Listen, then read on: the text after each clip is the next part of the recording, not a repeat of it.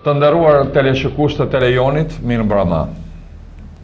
I ftuar në këtë bisedë sonde është zoti Josif Papagjoni, një djalë nga Saranda, edhe ishte nxënës i tim i vitit 1967, megjithse tashti na kanë dalë sa kishim mbaruar atëherë shkollën.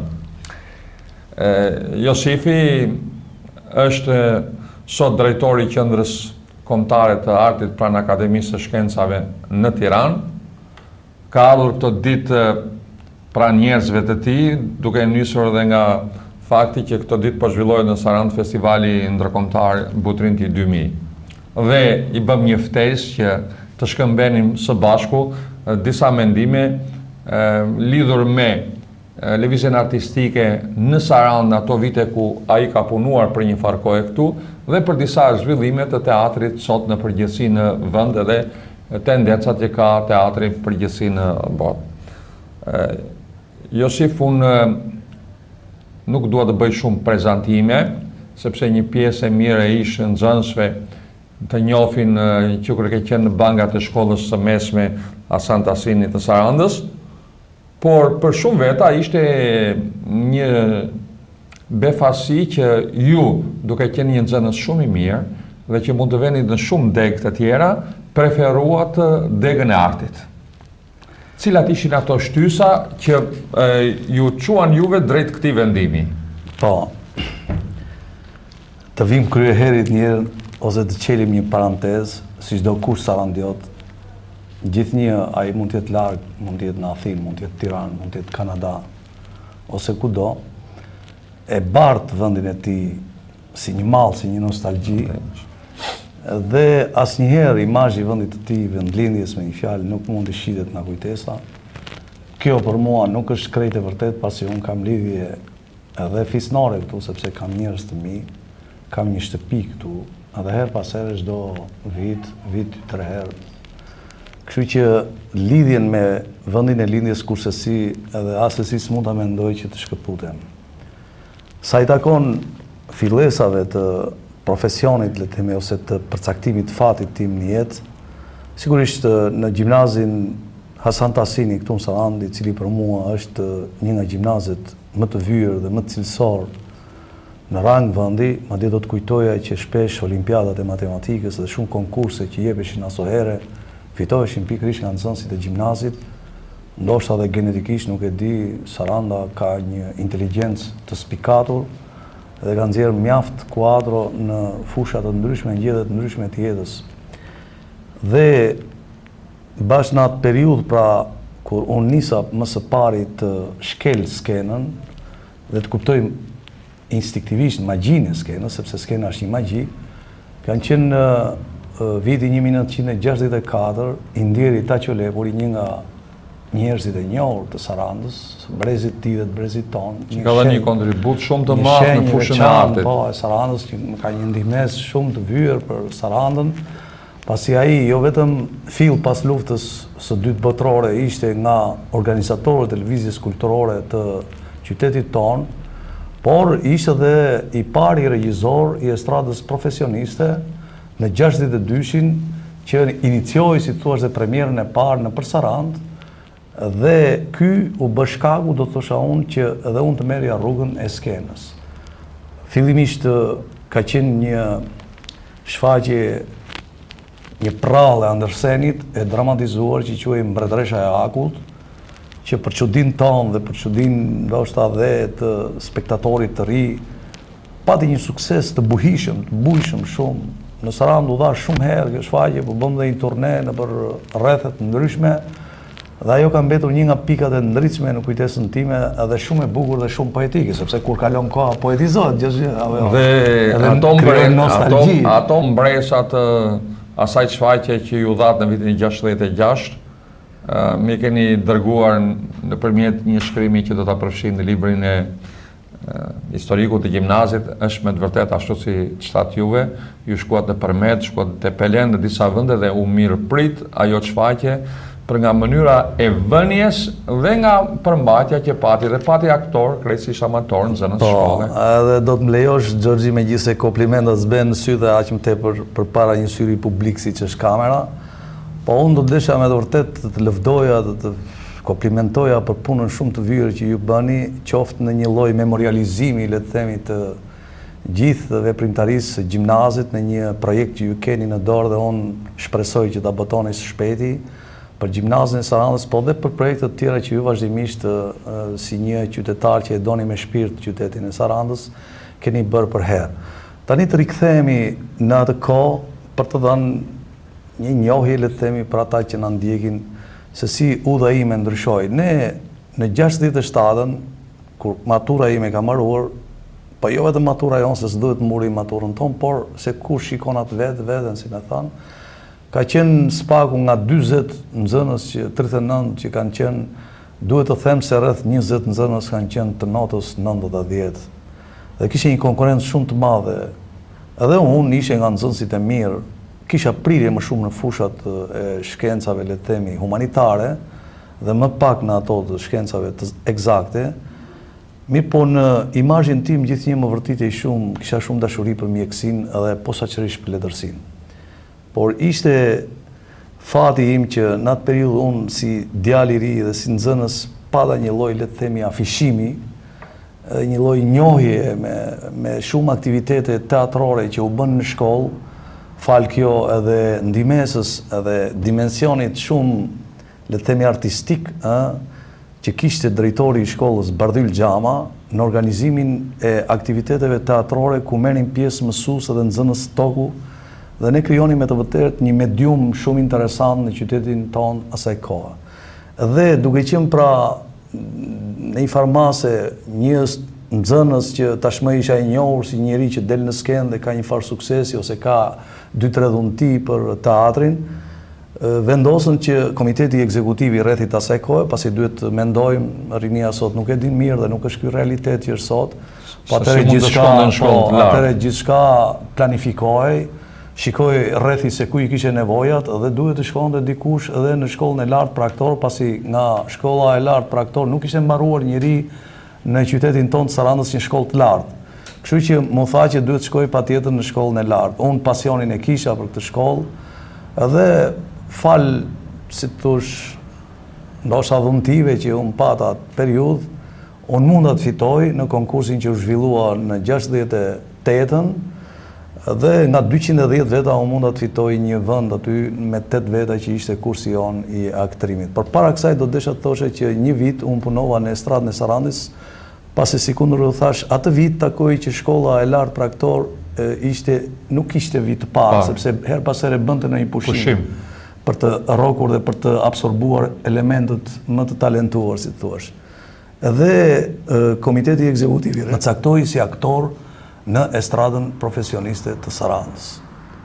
Gjëja e parë që më ka lënë brez dhe nuk mund ta heq kurse si, ishte një turne shumë i gjatë i organizuar në Malsit ose në, le të themi, në fshatrat e minoritetit grek në Grazhdan, në gjitha këto meradh, në atë zonë, në Grave meradh, dhe në zonën e Konispolit, pastaj zbritëm poshtë në zonën Xhar, Mursi, derisa erdhëm. Ishte një turne, në mos gaboj, rreth një mujor, dhe ky si shkoj zakonisht në periudhën e verës, në periudhën e verës në fshatra, fshat më fshat, ne flinim në fshatra, aty na prisnin fshatarët, hanim aty, si me thënë, dhe ishim pjesë e jetës së tyre, edhe në darkë jepnim mbrëmje. Kjo turne mua më ka lënë një mbres shumë të thellë, pa çka se ishte e vështirë për kohën, ushqimi ishte i pakët, kushtet qenë të vështira sigurisht, por nuk e di se si mbetet një mbres, një nostalgji shumë e fortë.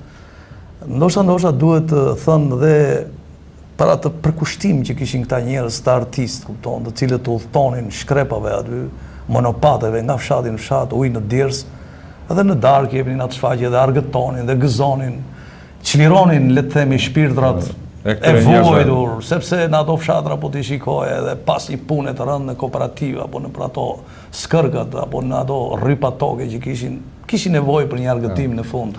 Atëre mungonte edhe në shumica e vendeve s'kishin as radio, jo më televizor. Jo vetëm radio, po ishin një varfëri totale, kupton, përveç varfërisë ishte ajo që thash mundimi, edhe ata vinin me shumë gëzim dhe argëtonin, qeshnin sikur shkarkoheshin nga një vojtje që e bardhin në shpinë gjatë gjithë ditës. Kam parasysh që kur u kthyehet nga konkurimi dhe fituat, keni ardhur te plakat, jemi takuar atje së bashku dhe më bë qefi që edhe një nga nxënësit maturant të vitit 67, se ishin shumë veta edhe që që doli bursa, para arsye biografike, se ishin nxënës shumë të mirë, dhe i kujtuam dhe me mall para 2 vjetësh kur u bë 40 vjetori i maturës, shumë prej tyre domethënë e kanë peng dhe sot që nuk mundën të shkolloheshin në arsimin e lartë. Megjithatë, në vitin 1972, kur ju mbaruat shkollën e lartë për aktor, përkuat në një moment shumë determinus për artin në Shqipëri. Ishte kalimi nga ajo periudhë kur u bën përpjekje për të prur diçka moderne, për të hapur mëtej ndaj kulturës botërore dhe asaj europiane, dhe pastaj me njerë kaluat e viti 73 kur me dorë të hekurt mbi artin në përgjithësi, mbi lëvizjen artistike në Shqipëri, ra së shpata e Demokleut. Dhe ju ishit një nga ata që e ndjet mbi kurrizin tuaj, ju përcollën për në Pukë dhe në vende të tjera. Si e përjetuat këtë moment, këtë kalim shumë të ashpër që u bë ndaj lëvizjes artistike? Ju vinin nga një botë artistike, vetë artistët nga brenda janë më të ndihshëm dhe mbitara në mënyrë të brutale kjo. Tash shiko, Gjorgji, se jemi miq të vjetër, unë të kam pas pedagog të respektoj të dua me shpirt, si kundër gjithë pedagogët e mi, po të kam dhe shok. Edhe në një moment duke komunikuar me ty do të desha që të ma kuptonin dhe telespektatorët e Saranës që janë ndjekin. Unë dhe sot që po të flasë se si më hipi një lloj rrëqethje, le të themi, në trup, se mu kujtuan disa pika që s'dua t'i tregoj këtu. Por, pasi mbarova shkollën, unë isha një student i afishuar, isha vullnet madh, si të thuash më shumë. Lexoja shumë dhe shkruaja shumë. Shkruaja në shtyp, edhe më mbajtën pedagog aty. Tani, në fakt, është një lloj merite imja, sepse një djalë nga provinca, nga Saranda, kishte të tjerë njerëz aty që e donin Tiranën. Që kishin krah. E donin Tiranën. Madje thoshin Tiranë, që të futeshin në Tiranë duheshin 3T, domethënë. Një televizor që ishte si një mrekulli sot, që televizori që një Tirana dhe më falni për shpresën se unë jam tullaci zyrtari, kupton. Dhe mua më mbajtën aty. Unë e mora me shumë pasion dhe me shumë dashuri, si pedagog, ndjesha shumë i vlerësuar, kupton, dhe me njerë ka pa lëndën e historisë teatrit botror, më duhet hulumtoja shumë, që të mund të isha i denjë për studentët. Mirë po, pikërisht në ku ne udhëtonim në një farë hapësire që u kryua, të liris, le ta quajmë, po një liri e cunguar, por për ne ishte gjë e bukur. Pra binde diçka për mirë. Sepse shokët e mi, për shembull, mbanin flokë të gjata. Unë që më shikon sot pa flokë, kisha 5 flokë që këtë gjata, një pantalon plot gjithë asaj kohe, po që këtë gjërë poshtë që krijon dhe një fondal në trajtën e skulpturës, edhe ajo nuk erdhi si mod kot, po ka një tip monumental e pantaloni kauboj që pasaj u godit, kupton.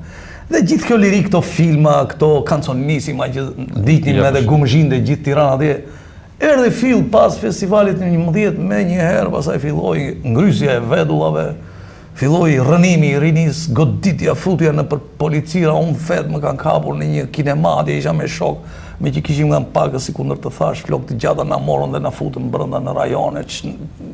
Filloi një ngrysje me fjalë. Ndërsa pasaj goditja më e tmerrshme ishte ajo që me të drejtë është quajtur, jo për të bërë politik, po që me të drejtë është quajtur pleniumi i zi i 4 i Komitetit Qendror të Partisë Punës. Ishte një plenium me të vërtetë o gurzi. Aty u bë një kthes shumë e fortë, kupton, dhe shumë njerëz pa bërë tani historinë e asaj kohe. Se janë përmendur. U shkëputën edhe u shkatruan, kupton.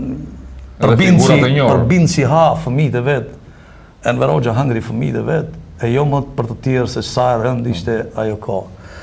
Dhe unë si pedagog i ri aty psova një goditje nga një procedurë mësimdhënëse, mësimore që nuk ishte në fajin tim, kupton, një djalë i ri, po atje ishte domosdoshme të ndërtonin, le të themi, një CV të zezë, të bëni një mesh të zezë, për institutin e lartë Duhesh të bërë arteve, diçka dhe që duhe i atje. bërë Duhesh një patjetër, kurban. duhe një kurban shumë i fortë, sepse Akademia e Arteve do goditej. Dhe unë po të them ti që atje janë larguar 22 pedagogë. Atje u shkri teatri të rinjve i ndërtuar me aq dashuri nga Kujtim Spajrogli, pedagogu im, një nga njerëzit që nuk më hiqet nga mendja, nuk u hiqet gjithë brezit tim për atë shpirtballësi që ai kishte. Dhe që patë një fund tepër tragjik. Një fund tragjik, melankolik, i vetmuar, i shpërfillur, i lënë në harres, kupton?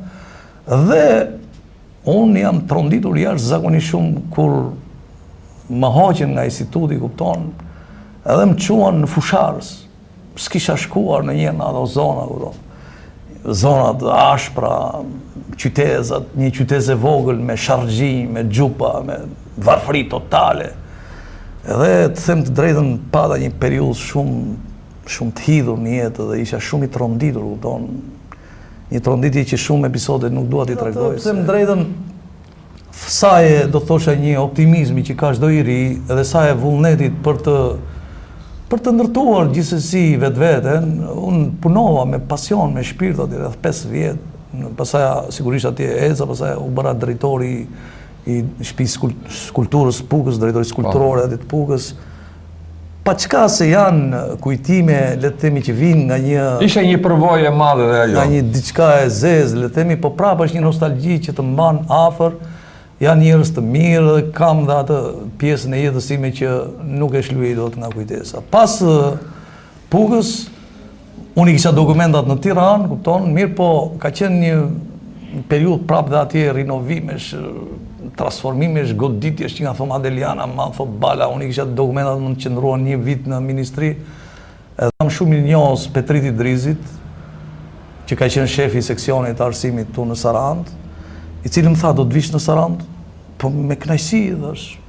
Edhe bëra kërkesë për të ardhur në Sarandë dhe them të drejtën, më morën në Sarandë. Edhe unë ndjeva shumë i lumtur që erdha në qytetin tim të lindjes. Punova këtu si regjisor, e kisha me shumë dashuri, me shumë pasion, zanatin tim. Jam përpjekur që të jap maksimumin në sensin e një, le të themi, gjallërimi që quaj atëre, ky term të jetës kulturore, teatrore të qytetit. Dhe duhet them se pati një traditë Saranda, pasaj kohë pati edhe shfaqje që i kishin një nivel të caktuar artistik. Pikërisht këtu duam të ndalem neve që atje nuk u ndal vetëm të shfaqjet e estradës, u bën përpjekje dhe u vënë në skenë edhe pjesë teatrale, edhe komedi muzikore, bërët një punë mjaft të madhe me atë që quhet lëvizje artistike amatore, patët një bashkëpunim me institucione tjera siç ishte biblioteka për të bërë ato veprimtarit masive të cilat luanin rolin e tyre dhe kërkonin një punë jashtëzakonisht të madhe. Shiko, në qoftë ne shikojmë me syrin e ftohtë të sotmes dhe të çvishemi një çik, le të themi, nga mbivendosja politike, ta heqim për një moment se jemi njerëz të intelektuale dhe ne duhet të shkarkohemi nga këto gjëra. Përpos asaj, le të themi, atij indoktrinimi të skajshëm që kishte kultura asaj kohe, asaj filozofie të ndytë, kupton, dhe në çdo trevargje do kishim Partinë dhe Enver Hoxhën, t'i heqim këto për një moment dhe publiku besoj na kupton. Le të vim në një pjesë që është e çmuar, do të thosha unë, thelbi artistik dhe e çmuar për qytetin tonë. Le të vim rradh parë te masiviteti. Domethënë, ajo kohë për nga vetë natyra që kishte nevojë për mite, për glorifikim, për madhësi, për masa të mëdha. Dhe nuk janë pa kuptim se në gjitha diktaturat, në gjitha shtetet totalitare i kushtohet shumë për masës. Që nga hitlerianët, që nga shtetet islamike, për shumë në ceremoniale fetare tjera, ose në shtetet tjera totalitare, komuniste, ka një përmas shumë të madhe për të ushtruar ndikim të fortë të publiku dhe për t'i organizuar si kolektiv, si kope, do të thosha. Taçi, dhe në fushën e kulturës përmasa ishte një nga tiparet, një nga cilësitë thelbësore. Bie fjala, unë nuk heq nga mendja, ne organizonim koncerte me 600 veta në stadiumin e lojrave me dorë. Një koncert i jashtëzakonshëm që nuk mund ta mendosh dot sot se si mund të bëhet ky koncert. Pse? Sepse jepej një urdhër nga kupola lart, urdhri vinte në mënyrë piramidale poshtë dhe gjithë drejtuesit do të binin punëtorët atje ose shkollat do t'i binin po se shkollat që janë më disiplinuara. Po them punëtorët, kupton, them për kooperativat e vinin gjithë dhe bëjnë një koncert madhështor. Po e njëjta gjë them unë, ishte dhe në olimpiadat e teatrore dhe të estradave, në ndërmarrje të qendrave të punës dhe të prodhimit të kooperativave bujqësore dhe të shkollave. Domethënë ne organizonim olimpiada teatrore të qendrave të punës me 30 grupe, me 20 grupe, 20-30 grupe, ose të kooperative pafundësisht grupe. Kështu që ky masivitet i madh herë sillte dhe talente, sillte dhe njerëz që kishin dhe fakti ishte që kanë dalë. Dhe kishte me të vërtetë sidomos në fushën e këngës, të muzikës, të vallës popullore, të këngës popullore, por dhe të teatrit.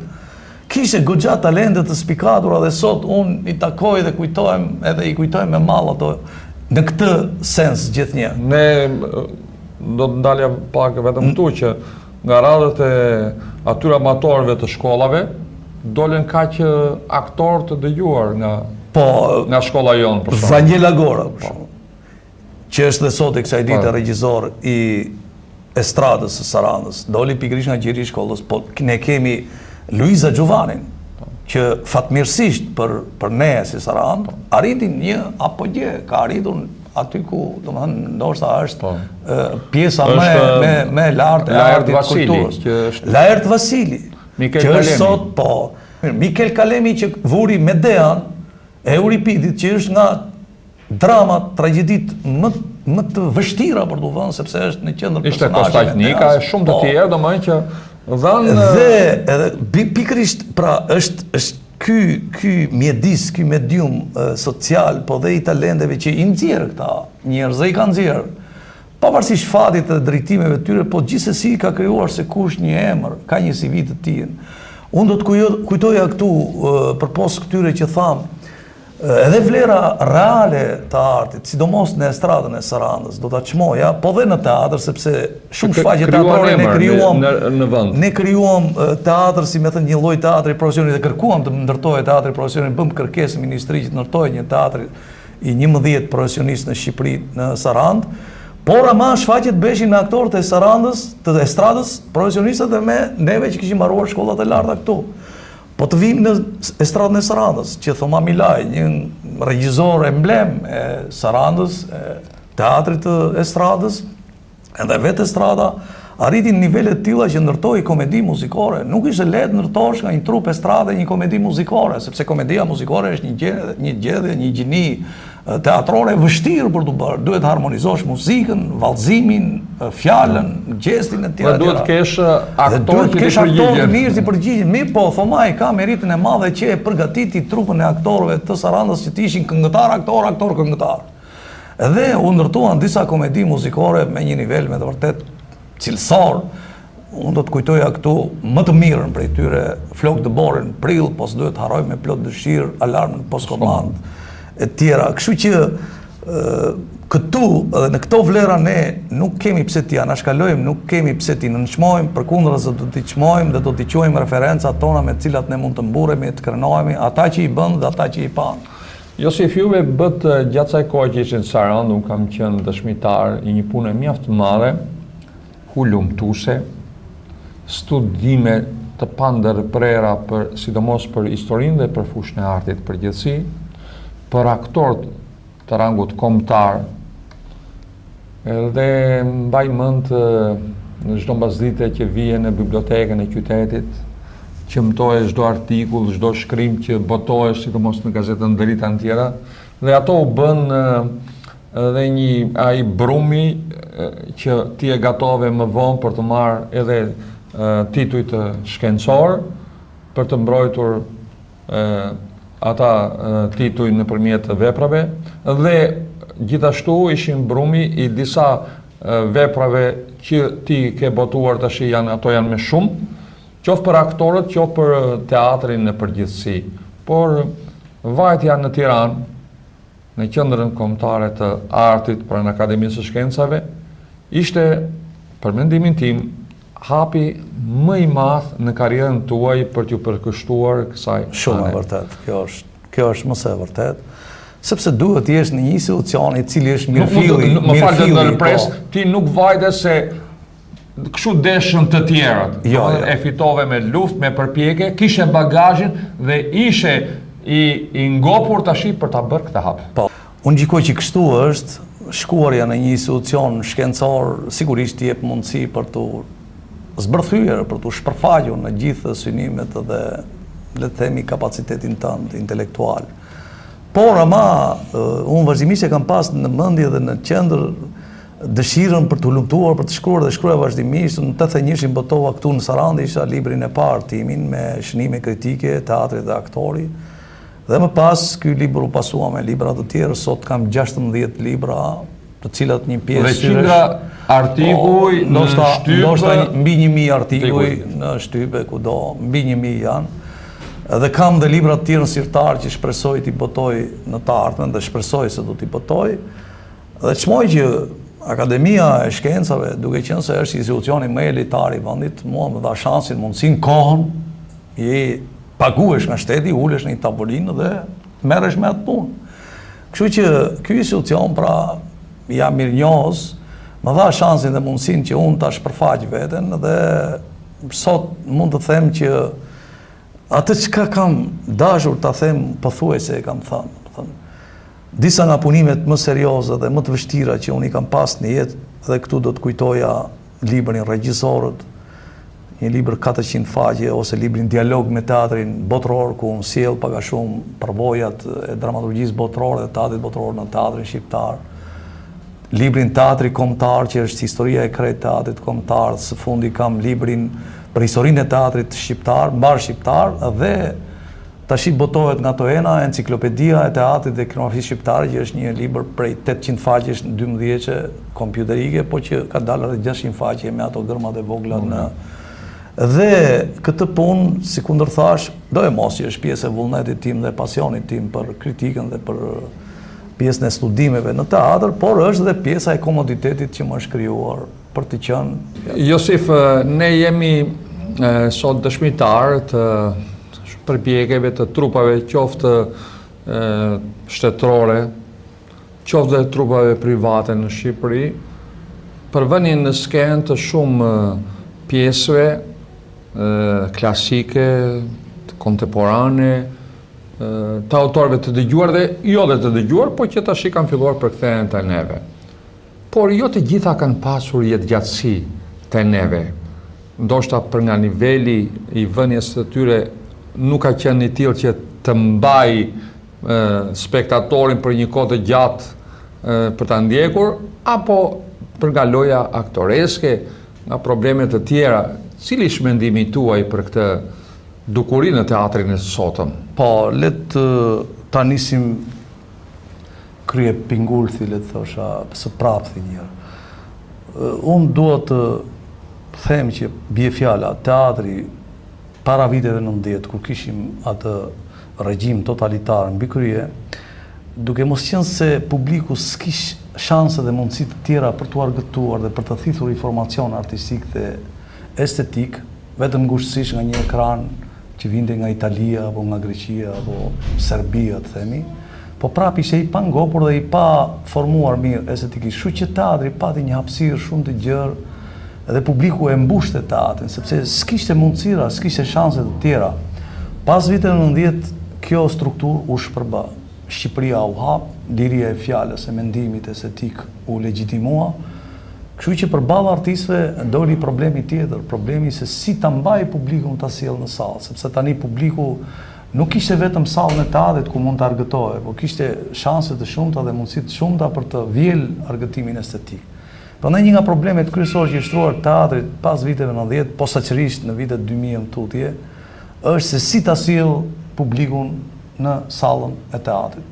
Si të jetë ai sa më pranë shpirtit të publikut dhe ta argëtojë publikun. Pasi teatri sikundër thuhet dhe shqmohet tash përgjithsisht, unë do të përmendja vetëm Brechtin, që teatri është një vend ku bëhet qef, domethënë në sensin, në fakt apo e fjalën qef, por domethënë kënaqësi për hedonizëm quhet në rrafshin estetik, pra njeriu shkon në teatr që të kënaqet në radhë parë, ndërsa konceptin dhe filozofin ai e kalon duke e filtruar nëpërmjet kënaqësisë. Ndryshe nuk shkon në teatr.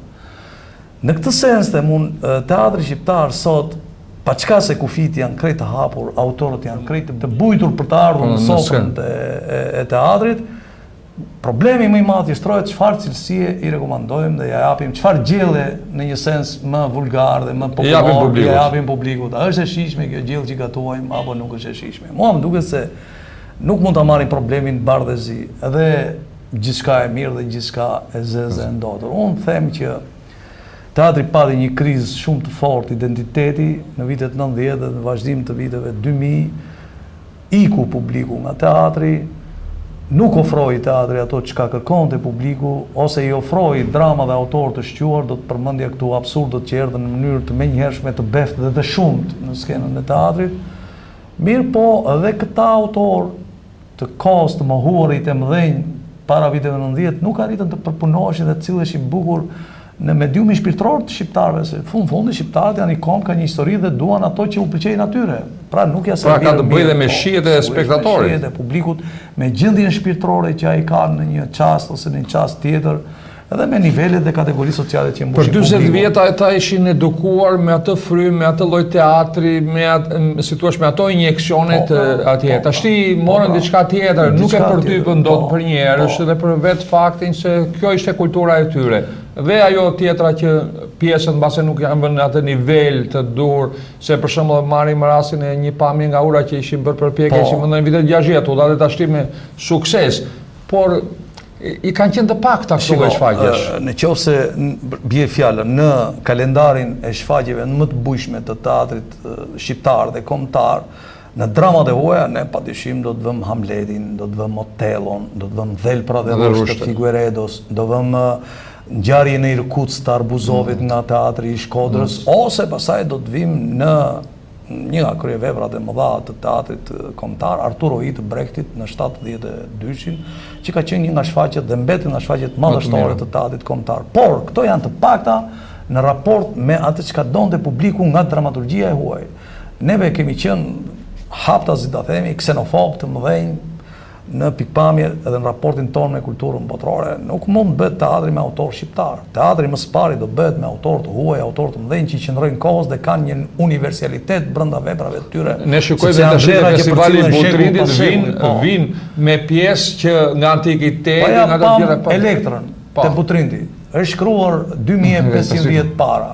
Mbetet po ai ankthi madh i mëvrasjes, po i problemi madh ekzistencial, domethënë i raportet etër, bi, dashuri, tradhti, kupton? E tjera, mos futemi në komente të holla kështu, po të vim prapë te teza që tham. Ndërsa në pas viteve 90 sigurisht dyert tham u hapën, por publiku jo vetëm që nuk ka qenë i përgatitur, kjo është njëra anë, them unë, po ana tjetër është se edhe ne nuk kemi mbritur dot që t'ia japim ashtu si ky publik e do një pjesë dhe ne gradualisht pastaj e çojmë nga një shkallë në shkallë tjetër. Edukojmë dhe atë për të ardhur në ato nivele që duhen. Duke e sofistikuar. Se unë po ju themi ju për shembull, kur është vënë këngëtari Atullace, një nga veprat më të bukura të UNESCO-s në teatrin francez në Paris, u shitën 7 bileta. Vetë francezët janë populli sofistikuar dhe populli që gjeneron kulturën, nuk e pëlqeu dot sepse nuk ishte përgatitur. Pas 3 muaj u dha prap, filloi pastaj nga 50 mëtu dhe sot e kësaj dite këngëtari Atullace është në repertorin e teatrit francez dhe nuk ikën nga repertori. Pra kemi të bëjmë dhe për procese historike të kultivimit të shijes, të përparimit të vetë publikut. Në një sens, domethënë, teatri është publik sken. Dhe jo më kot, një nga teatrologët e mëdhenj të botës, Grotowski, thotë që teatri është një takim njerëzor. Sepse ketë bësh me njerëzit e gjallë atje në publik, cilët janë marrin frymë. 200-300 veta që të ndjejnë. 500-1000, marrin frymë, ata reagojnë një herë, kupton, ata janë qenë të gjallë, të smosh, provokosh.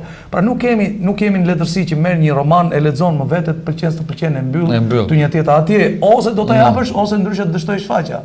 Sepse është e njëkohshme, teatri është tani në këtë çast, në këtë moment, dhe jo në një çast tjetër të dytë.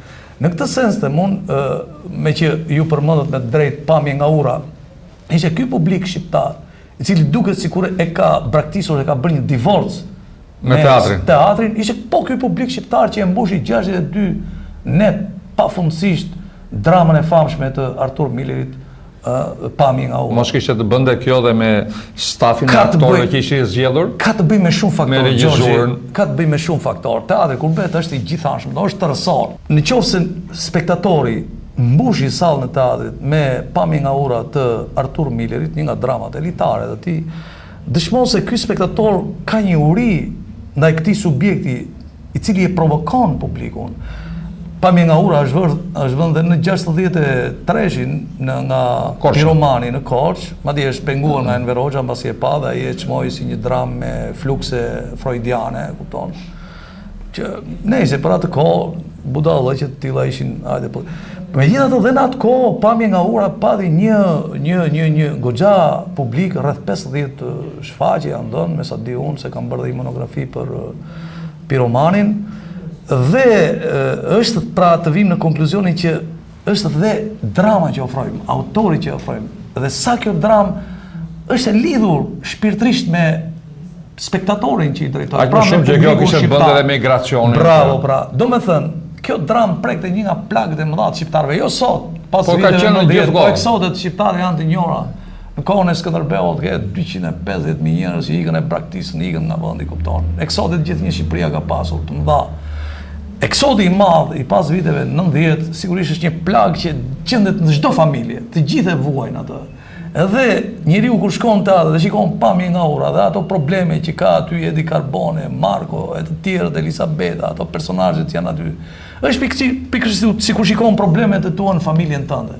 Pra, që të vim në një konkluzion, le të themi në një emërus, teatri duhet të ngacmojë me do e mos publikun, dhe publiku duhet të gjejë veten në teatr. Kjo është ura lidhëse midis teatrit dhe publikut. Vim te një diskutim që e kemi ndjekur këto ditë, lidhur me festivalin ndërkombëtar Butrinti 2000. Është edicioni i 10. Ky festival mendoj se ka dhe problemet e tija si çdo veprimtar i tjetër. Për nga niveli, për nga larmia e trupave që vinë, që nga eksperimentimet që kryejnë trupat e ndryshme për vënie në skenë të këtyre pjesëve, për kohën e zhvillimit të kësaj veprimtarie në Sarand, po deri te numri dhe niveli i spektatorëve që e ndjekin atë në Butrint. Këto janë prezente her pas here, diku ngre krye në një festival për shembull problemet e tematikës, diku në një festival tjetër ngre krye skenografia, eksperimentimi atje. Mund është shtruar dhe ndonjë pyetje që a mos nuk duhet bërë vallë vit për vit. Dhe domethënë të vim me një nivel cilësor gjithmonë në rritje, sepse duket sikur ka një zvaritje, sikur ka një qëndrueshmëri në vend, ndonjëherë edhe rënje. Po. Edhe rënje. Për shembull, si vjet vin 4 trupa, po për nga niveli 5 trupa, sa të janë. Mendoj se krijohet ideja një veprimtarie që bëhet se është bërë tradit, por nuk e ndjen nevojën për të prurë gjërat e reja. Cili është mendimi tuaj për këtë? Do me thënë, unë do të isha kundër mendimit tuaj. Unë shtrova problemet që kanë dalë në diskutime. Po, dakor, dua ta shtjelloj. Në Shqipëri ka pas rreth 7 festivale, tash janë reduktuar më pak. Festivali i Butrintit në mendjen time, në optikën time, është festivali më i mirë, në kuptimin që është festival që sjell trupa aktoriale ballkanike dhe europiane. Është një festival që zhvillohet në një qytet të bukur që të ofron kënaqësi, të ofron plazh, të ofron një mbrëmje të bukur, një qytet i bukur. Është një festival që zhvillohet në një teatr antik të vjetër, që rrallë kush mund ta ketë. Në Shqipëri nuk kemi mundësi, kemi dhe Apollonin, kupton. Por nuk ta afron ato. Butrinti është mirëfilli i teatrit i mbajtur dhe i bukur dhe ku mund të jepen shfaqje me nivel dhe me të gjitha kushtet dhe parametrat e një shfaqje teatrore antike. Në këtë kuptim unë gjykoj që ky festival duhet frymojë, duhet vazhdojë, duhet forcohet. Edhe unë gjej rast dhe nga kamera juaj të komunikoj dhe të them që duhet sponsorizuar. Unë jam djalë sarandiot, vendas. Ky festival merr buxhet nga Ministria e Kulturës, merr buxhet, diku ka marrë buxhet edhe nga sponsorizime të tjera. Po unë do të gjykoj që festivali mund të marrë buxhet jo të pagët, të arsyeshëm edhe nga Bashkia e Qytetit Sarandës. Sepse është një festival i Sarandës që nderon në një farë sensi Sarandën, e nderon festival, pavarësisht se është një festival ndërkombëtar. Dhe duhet të them gjithashtu që në këtë festival, në 10 vjeçin e tij, këtu kanë ardhur trupa dhe shfaqje të mrekullueshme, unë kam pas rastin, kam parë dhe jashtë shfaqje, edhe kanë ardhur trupa dhe shfaqje me të vërtet më simdhënëse për teatrin shqiptar. Unë do të kujtoja këtu për shembull shfaqjen Prometheu i mbërthyer në edicionin e 2 të festivalit Butrindit nga Teodor Zogulos, një nga regjisorët e famshëm që punonte në Berlin Ensemble në Gjermani dhe jep leksione në Amerikë, që ka qenë një mësim i vërtet për gjithë ne dhe për vetë kritikën. Ne u ndjem të paditur përballë mendimit të Teodor Zogulos në trajtimin që i bëhet veprës antike greke. Po unë do të shikoja dhe do të sillja në mendje kupton shtrëngatën e Shakespeare-it, do të sillja në mendje Jakovin e polakëve me motive biblike. Do sillja në mendje të famshme në shfaqje Don Juan të Morfovit, që ishte rreth 2 orë gjysmë, mbi 2 orë gjysmë dhe ne na mbërtheu aty shfaqje e mrekullueshme. Dhe kështu do të vija pafundësisht me Efigenia në Taurid e parvjetësmja e grekëve, një shfaqje shumë e bukur, ose këtë vit prap pam shfaqjen e Elektra që ishte prap një shfaqje mjaft e bukur që na emocionoi, na kënaqi, na ngopi, ose shfaqjet serbëve, shfaqjet bullgarëve, edhe deri te shfaqjet franceze kështu me radhë. Në këtë sens, mua më duket se është një stoli që të vinë në qytetin tënd turistik, trupa nga bota. Të vinë trupa që nga Rusia, që nga Franca, që nga Gjermania, nga Suedia, nga Polonia, e gjithë në Ballkanin, dhe Evropa qendrore, edhe ti kesh këto trupa aty, edhe të shikosh dhe të shijosh vepra të bukura. Problemi më i madh që i shtrohet këtij festivali në mendjen time është që ta bëjmë më cilësor, dhe që të mund bëhet më cilësor sigurisht do sponsorizim. Pa një sponsorizim, iku koha e Shqipërisë së mirë, të varfër dhe pa paratë të fillim viteve 90, ku trupat vinë për mëshirë dhe për një kontakt me Shqipërinë. Tani ne po integrohemi dhe procesi integrues vetveti kërkon të jesh i barabartë, kërkon që një trup të aftosh dhe asaj trupit të japësh shpërblimin që meriton. Dhe një trup teatrore sot këtu në Butrind që të jetë mirë nuk do vjen pa $20,000, €20,000, kupton? Kështu që vetvetiu kërkohen edhe shpenzime. Nuk mund të mbahet dot një festival, nëse ti mëton të kesh një festival ndërkombëtar, edhe ty shqyr që e ke këtu në qytetin e Sarandës pa një shpenzim. Unë nuk dua të bëj qasi dhe paralele, por ja, vendin fqinje kemi Maqedoninë tek Festivali Ohri, për shembull, ka një buxhet jashtëzakonisht të madh, 1.3 milion euro, kupton, vetë edhe 2 milion shpesher. Çfarë ka Maqedonia në raport me Shqipërinë? Nuk mund të themi ne sot që jemi një vend i varfër. Në këtë sens, një opinion le të ndërtohet, le të trokas në vetdijen e atyre që kanë kuletat në dorë, pra të pjesës ministrisë, të administratës, po le të trokas, ndoshta aq sa janë mundësitë të mund dhe në bashkinë e qytetit të Sarandës.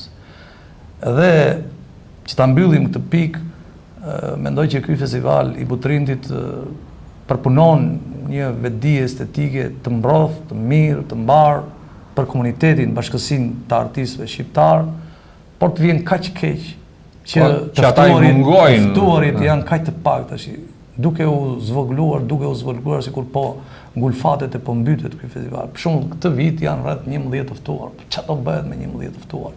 Atmosfera e një festivali është kur janë vjen grup trupa të tëra, trupa diskutohet, bëhet ndaj këta, vinë regjisorët, vinë dramaturgët, vinë kritikët edhe aktorët më par excellence shqiptar, që janë artistë të shquar.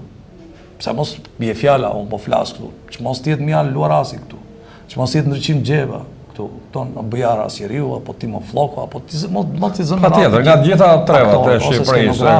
S'kemi asnjë nga Shkodra, s'kemi asnjë nga Korça, me radhë, sepse janë ato janë buxhetet shumë të vogla të shpërfillse. Josif, e lidhur me këtë, Saranda thamë ishte estrada.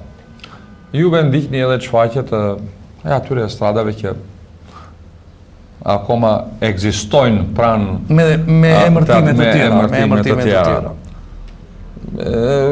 Ka nisur edhe këtu te neve, ka pasur një diskutim në studio dikur që problemet e humorit sot janë pak të vështira. Jo se njerëzve ju ka ikur dëshira për të buzëqeshur, po është shfaqur edhe mendimi që publikut nuk i serviret një humor i mirëfillt, me të vërtetë të qeshi se brendshmi dhe si jashtëmi atje. Dhe në shumë trupa, bile me zë, ku bëhen dhe shpenzime maramendse nga ndonjë rast, që gjejnë vend në media vizive në mënyrë të llahtarisur, serviret shpeshherë një humor banal, i cili për mendimin tim ka jo vetëm të keqen që ky serviret në një ambient, domethënë viziv, por edukon keq spektatorin, edukon keq. Dhe të vjen keq kur qeshin disa banalitete që me të vërtet janë të shkallës së fundit.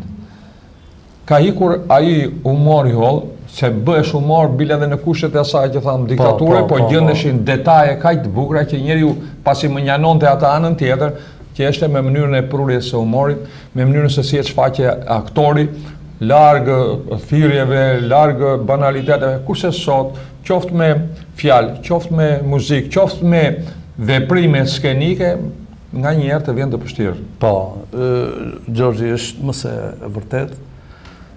Unë gjikoj që pjesa e bukur, e mprehtë, e mençur, inteligjente e humorit është rënuar. Humori ka rënë shumë poshtë, është një humor kryesisht vulgar dhe banal, sepse kërkon ata që e bëjnë atë humor të marrin 5 bileta më shumë, të shesin 5 video më shumë dhe të fusin 5 lekë më shumë në xhep. Dhe ky treg i pështirë, do të thosha unë, i pa kontrolluar, edhe dëmton shumë humorin. Sigurisht ti rregulla në treg mund të vësh, po dhe jo dhe ta ndalosh tregun, se tregu është treg dhe në kulturë vepron tregu. Por kjo është e keqja më e madhe. Do të bësh edhe në një dallim, sepse në fund të fundit elementi banal është pjesë vitale, gjenetike e humorit. Neve kaluam në para viteve 90 dhe në një humor puritan të pastër shumë që nuk lejoj asnjë farë banaliteti. Dhe kjo nuk ishte gjë e mirë, sepse qysh nga antikiteti grek, për shembull grekët dilnin në shfaqjet e tyre edhe me banalitete të mëdha, deri tek fallos edhe deri te shumë gjëra të tjera. Ose për shembull komedia erudite e romakëve është bërë një tendencë te neve tash. Ja, shikoj që tash ti lloj. Domethënë humorin gjithnjë e kanë quajtur si një gjini të ulët. Edhe e kanë quajtur pjesë të konsumit të masave të gjera, të vulgut, të popullit të thjeshtë, të ruralizmit, të fshatarëve me një fjalë. Kështu ka qenë si trajtuar. Pastaj humori filloi të ngrihej lart, veçanërisht nga Molieri, i cili futi satirën, i cili futi element të filozofisë dhe të mendimit dhe e ngriti në një nivel shumë të lartë humorin. Dhe pastaj humori ose sidomos satira erdhi duke u përpunuar dhe sot ke shfaqje dhe drama dhe pjesë satirike inteligjente që me të vërtetë ndjen krejtësi. Mirë po, unë gjykoj që këtu e keqja e madhe tek neve është sepse dominon, zotron humori banal, humori vulgar, humori me nëntekse të hapura, theksura seksuale, po jo vetëm me nëntekse, po ka dhe fjalë, madje ka arritur shpesh herë në shfaqje ndryshme, dëgjojmë fjalë të ndyra edhe me që si dëgjon as në një mjedis të zakonshëm. Ndyra seksuale. Tash mençuria e humoristit, them unë, është që të di të harmonizoj elementin banal ose ta bëj si thosh elegant elementin banal, ta bëj të pranueshëm, ta bëj të mirë pranuar nga qytetaria. Unë po marr një program që është tejet popullos sot në Shqipëri, Portokallia. Ne vemi, hapim televizorin, qeshim, gëzojmë, përpos anëve të mira që ka Portokallia. Përpos, le të themi, asaj satire të mpret politike që ajo ushtron me guxim, deformimeve. Unë e shmoj si diçka pozitive atë, domethënë kritikën politike që bën. Përpos edhe disa tipologjive që ndërton tipa të ndryshëm karaktere, po mos të harrojmë që ka shumë banalitet, ka shumë nëntekste seksuale. Po thuaj se në 3-4 fjalë do të gjesh gjithnjë një nëntekst seksual. Unë bëj pyetjen, e pse? Mirë, dakor, ti merr parasysh atë spektatorin e rëndom që do t'i qesh, ka dhe gotë rakia dhe jo sa bukur e tha. Po mua, pse s'më merr parasysh? Pra, duhet bërë si thua një me mençuri, ta themi një politik në thonjza të publikut, që ti respektosh të gjitha kategoritë sociale të publikut. Kjo është e para. Së dyti, ne nuk e kemi të kultivuar satirën këtu, sarkazm. E kemi shumë pak të kultivuar, qoftë në pjesë teatrore, të mirë filta, qoftë në pjesë të shkurtra, në satira të vogla, të mpreta, që dikuj kemi thënë skeqe, intermezzo e tjera. Ne kemi shumë të dobët. Edhe duhet themi që teatri varietes sot në gjendjen që ka është në një gjendje të mjeruar. Në qoftë se përpara kishte një trup që ishin rreth 20 veta, sot trupat e stradave që ti quajmë sot nuk funksionojnë më sepse janë bashkë me teatrut dhe mund të jenë 3-4 aktorë që janë aty edhe mbajnë akoma frymën gjallë. Ashtu sikundër një pjesë të mirë tani të elementit ose të hapësirës teatrore marrin televizionet. përmendën Portokallin, kanë filluar dhe televizionet e tjera gradualisht do ndërtojnë programe të plota, të cilat në një sens ato janë shfaqje të vërteta teatrore edhe me humore kështu. Edhe tregu tjetër i videokasetave, i DVD-ve. Shkruhen, bëhen filma, ato janë skeqe ose pjesë që shndrohen me një gjuhë filmike, edhe shiten pastaj në mënyrë private për të fituar 5 lekë. Sikur ka ardhur kjo kultura e DVD-ve sot, kupton, i hedh në treg edhe por ato kanë të mirën sepse bën pjesë e masës, po kanë dhe të keqen sepse e bjerë ul shumë shihen nivelin dhe nuk kanë dhe një farë kontrollit kritikës të themi ose të opinionit më të mirë dhe më civil shqiptar, po janë kështu të lira e të shpenguara. Është shumë vështirë strada të them sot, humori sot është një gjendje shumë të vështirë me pak përjashtime shikon një gjë të bukur që të tjerat janë pjesë e një konsumi të vazhdueshëm dhe të mërzitshëm. Josif, ti je impenjuar gjatë gjithë kësaj kohe me veprimtari, me studime, ulëmtime në qendrën e artit e me radhë. Në përduar çfarë ke këto kohë? Sikundër ju thash, unë në përduar e kam quar të Toena, falë dhe një mbështetje financiare, një enciklopedi të teatrit dhe të grafisë, e cila këto ditë duhet të dalë. Në shtypi janë 800 zëra enciklopedik, ju thash janë rreth 800 faqe, nga këto rreth 600 faqe del me gërm të vogël enciklopedike libri. Kam një libër që shpresoj të apotoj historia e teatrit shqiptar, ku përfshihet gjithë hapësira shqiptare, Kosovë, Maqedoni, Shqipëri. Dhe pas tyre dua të bëj një libër për autor kosovar, dramaturg, regjisor kosovar. Sepse kjo pjesë e teatrit shqiptare, dramaturgjisë shqiptare është më pak e njohur tek ne, më pak e lavruar. Ndërsa më pasaj sigurisht kam një libër me kritika për letërsinë, shkrimtar të njohur kështu. Edhe një libër për kinematografin. Këto janë piketa pak më të larta. Piketa pak më të larta, sepse kërkojnë dhe sponsorizim, kërkojnë dhe... Unë të falenderoj që pranuat ftesën ishit këtu në studion e Telejonit për të shkëmbyer disa mendime, nisur nga fakti që ti je prezent gjithmonë në Sarandë, siç e the edhe vetë në fillim të bisedës, vjen shpesh këtu dhe dëshirojmë që për probleme të ndryshme, të cilat të ngacmojnë dhe tyja dhe që ti do t'ja u transmetosh si në formë mesazhi bashkëqytetarëve sarandiot, je gjithmonë i mirë pritur te neve. Faleminderit. Dhe me këtë rast ju urojmë punë të mbarë, një verë sa më të këndshme me familjen dhe shpresojmë që ato plane që keni të marrin jetë sa më shpejt. Faleminderit, lejoni dhe mua fjalën e fundit. Unë të falenderoj ti personalisht, mësuesin tim të dashur, po dhe shokun dhe kolegun, për respektin dhe vlerësimin që patë ndaj meje, që më datë mundësin të komunikoj, aq sa mund të komunikoj. Dhe ajo që thatë, sigurisht ne jemi të lidhur me qytetin, jemi sarandiot, kemi lindur këtu, jemi rritur këtu dhe unë me shumë dashuri gjithë një sajër vinë Sarandë, kam një mallëngjimin tim të përhershëm. Ju uroj suksese televizionit tuaj, tjetë një, në thonjza, një bashkëqytetar me qytetarët e tjerë, për të kumtuar ide, emocione, vizione të mira në mbarësi të qytetit tonë. Miropafshim në emisionet të tjera. Të nderuar teleshikues, me zotin Josif Papagjoni ishim sot në një bisedë të shkurtër lidhur me problemet e teatrit. Miropafshim në emisionet të tjera.